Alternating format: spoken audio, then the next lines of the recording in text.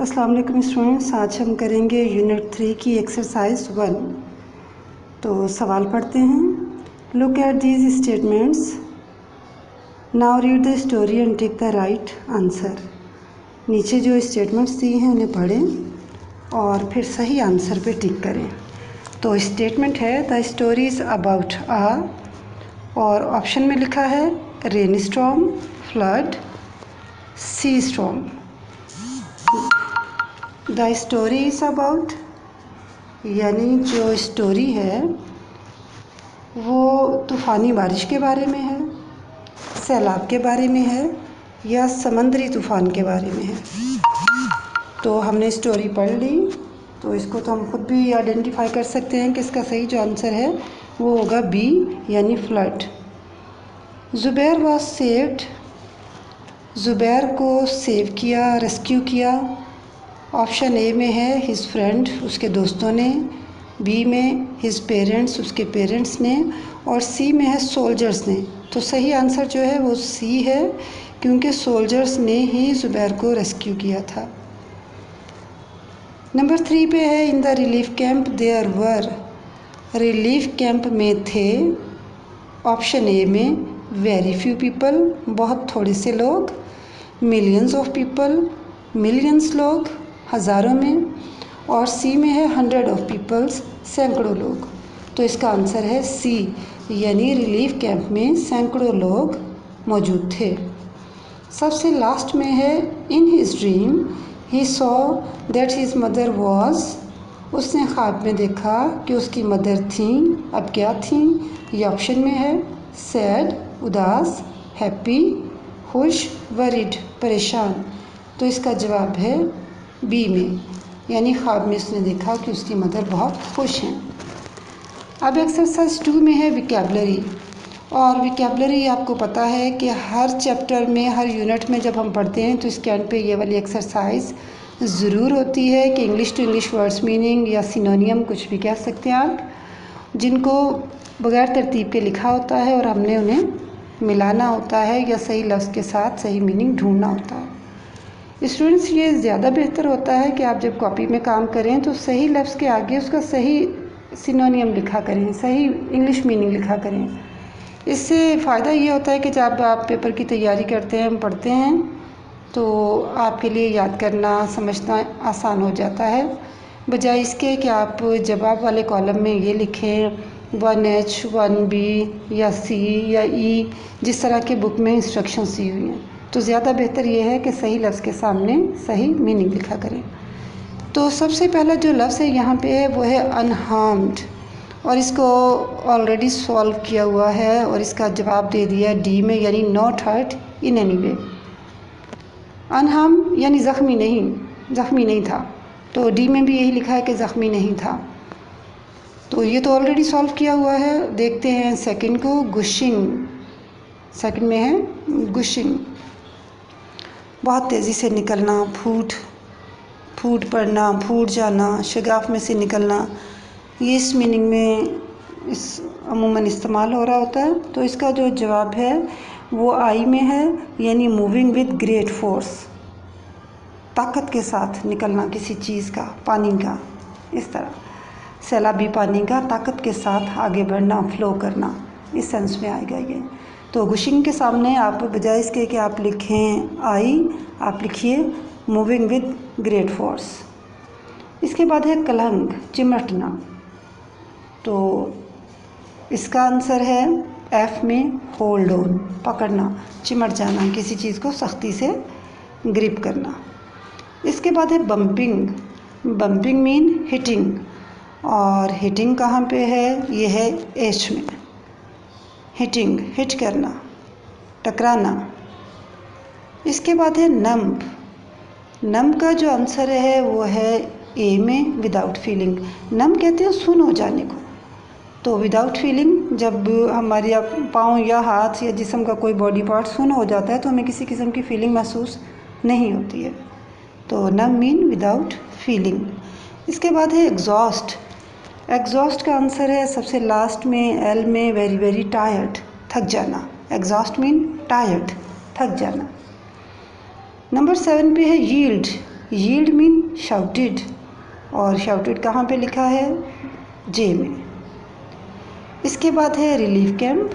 तो relief camp किसको कहते हैं? जहाँ पे बहुत से लोगों को फूड शेल्टर प्रोवाइड की जाए। तो जो इसका आंसर है वो है सी में। A place where people who have lost their homes get food and shelter. ऐसे लोग जिनका अपना घर ना रहा हो, ख़राब हो गया हो, तबाह बर्बाद हो गया हो, और जिस जगह पे उन्हें पनाह दी जाए, फूड और शेल्टर फराहम की जाए, उसे रिलीफ कैंप कहते हैं। इसके बाद है एवोकेट।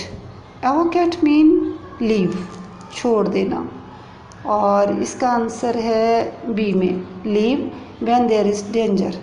जब किसी जगह पे कोई ख़तरा हो तो उसको छोड़ दिया जाए, उसे इंग्लिश में कहते हैं एवोकेट करना। इसके बाद है नाइटमेयर। नाइटमेयर मीन डरावना ख्वाब, और आंसर है इसका ई में, a bad and frightened dream. तो इसको हम शॉर्ट में इस तरह भी कह सकते हैं, बैड ड्रीम या फ्राइटेंड ड्रीम, इसे नाइटमेयर कहते हैं। नंबर 11 पे है ग्लिटर्ड। ग्लिटर मीन चमकना, चमकता हुआ। तो जी में इसका आंसर है शॉन, चमकना, शाइन की सेकंड फॉर्म। इसके बाद है लास्ट में एनर्जेटिक। तो एनर्जेटिक मीन एक्टिव, के में इसका जवाब है एक्टिव। इसके बाद है एक्सरसाइज 3, और एक्सरसाइज 3 भी वैसी ही है जैसी हमने फर्स्ट की, यानी एक स्टेटमेंट दिया और फिर जो सही ऑप्शन है उसको टिक करना है। तो जो पहले स्टेटमेंट है वो है the story is about a boy who, फिर है डैश, और डैश में हमें सही जो ऑप्शन है उसको लिखना है।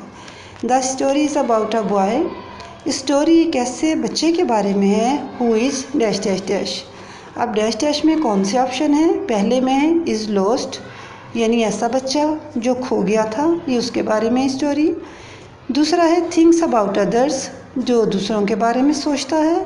और तीसरा है likes to waste his time, story ऐसे बच्चे के बारे में है जो अपना टाइम वेस्ट करता है। तो खाली जगह पे हम लिखेंगे थिंक्स अबाउट अदर्स। ये स्टोरी एक ऐसे बच्चे के बारे में है जो दूसरों के बारे में बहुत सोचता है। The story is about a boy who thinks about others. Next जो स्टेटमेंट है वो है the text in the box tells us about. जो बॉक्सेस हैं टेक्स्ट में, सबक में, वो हमें बताते हैं कि things that people must do during flood times. पहला option, how to write notes, notes कैसे लिखे जाते हैं, वो बॉक्सेस हमें ये बताते हैं। द बॉयज़ लाइफ स्टोरी, या बच्चे की लाइफ स्टोरी के बारे में बताते हैं। तो जनाब यहाँ पे आएगा A, the text in the box tells us about things that people must do during flood times. सबक में आपने पढ़ा होगा कि बिफोर, आफ्टर और ड्यूरिंग फ्लड हमें क्या क्या करना चाहिए। तो ये इन बुलेट्स की, पॉइंट्स की, बॉक्सेस की बात कर रहे हैं। तो खाली जगह में आएगा ए ऑप्शन। नंबर 3 पे है at the beginning of the story, story के शुरू में the boys was very tired because, story के आगाज़ में लड़का बहुत थका हुआ था क्योंकि। अब क्योंकि के बाद हमने लिखना है, ऑप्शन है he had been floating on a log the whole night, वो सारी रात एक लकड़ी के तख्ते पे तैरता रहा था, इस वजह से थका हुआ था। और सही ऑप्शन भी यही है, खाली जगह में यही आएगा, लेकिन हम बाकी दो को भी पढ़ लेते हैं, ट्रांसलेट कर लेते हैं। बी में लिखा है he had to sleep on the sand all night, वो सारी रात रेत पर सोता रहा था।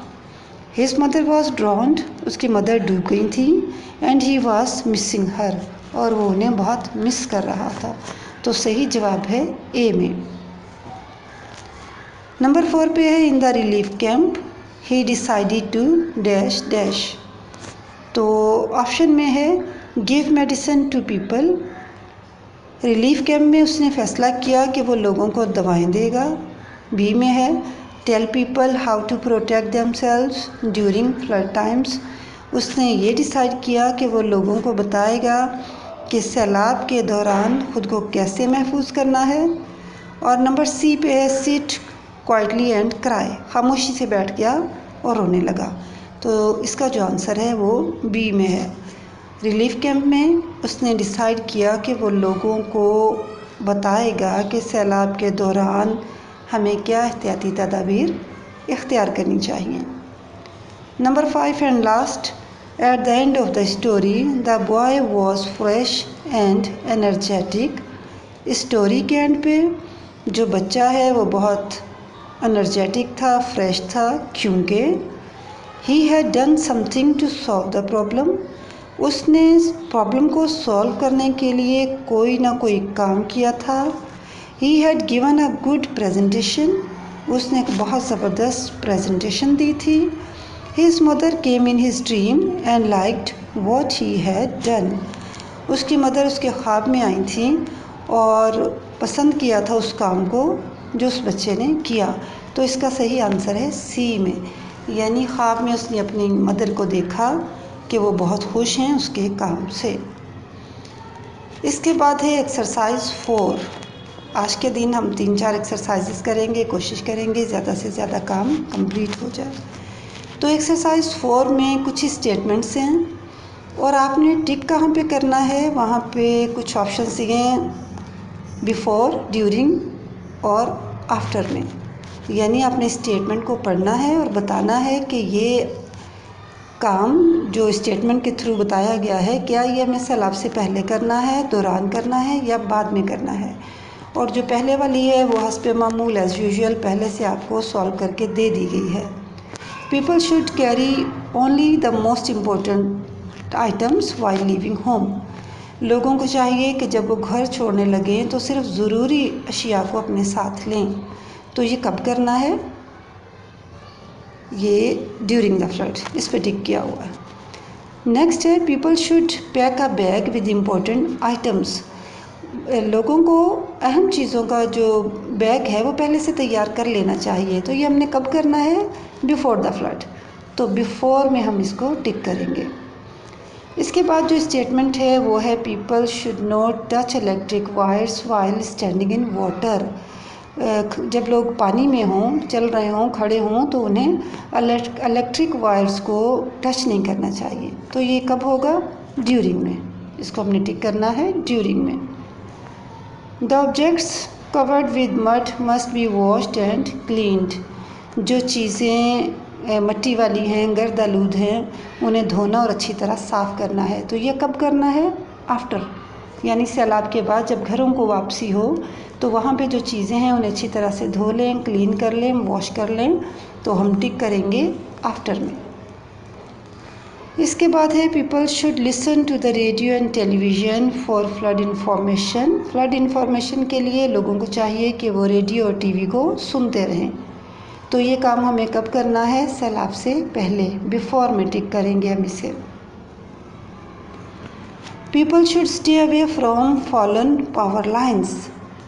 लोगों को बिजली की गिरी हुई तारों से दूर रहना है। तो ये काम कब करना है हमें, आफ्टर, यानी जब घरों को वापसी हो और बिजली के वायर्स गिरे हुए हों तो खुद को उनसे सेव करना है, बचाना है, उनसे दूर रहना है। तो टिक करेंगे हम आफ्टर में। इसके बाद है people should return to home only when they are told it is safe. लोग उसी वक्त घरों को वापस जाएं जब उनसे कहा जाए कि वापसी महफूज है। तो ये भी आफ्टर में ही आएगा, आफ्टर में टिक करेंगे। If the government tells people to leave their houses they must do so immediately. अगर गवर्नमेंट कहे घरों को खाली कर दें तो फ़ौरन खाली करें। और ये काम कब करते हैं, सैलाब से पहले। तो बिफोर में हम इसे टिक करेंगे। लास्ट में है people should not walk through flowing water. लोगों को बहते हुए पानी में से नहीं गुजरना चाहिए, नहीं चलना चाहिए। तो ये काम कब करना है, ड्यूरिंग द फ्लड में। तो कहाँ पे टिक करेंगे, ड्यूरिंग पे। स्टूडेंट्स, आज हमने 4 एक्सरसाइज की, इंशाल्लाह समझ में आई होंगी क्योंकि बहुत इजी हैं। बाकी इंशाल्लाह अगली वीडियो में, तब तक के लिए टेक केयर एंड अल्लाह हाफिज़।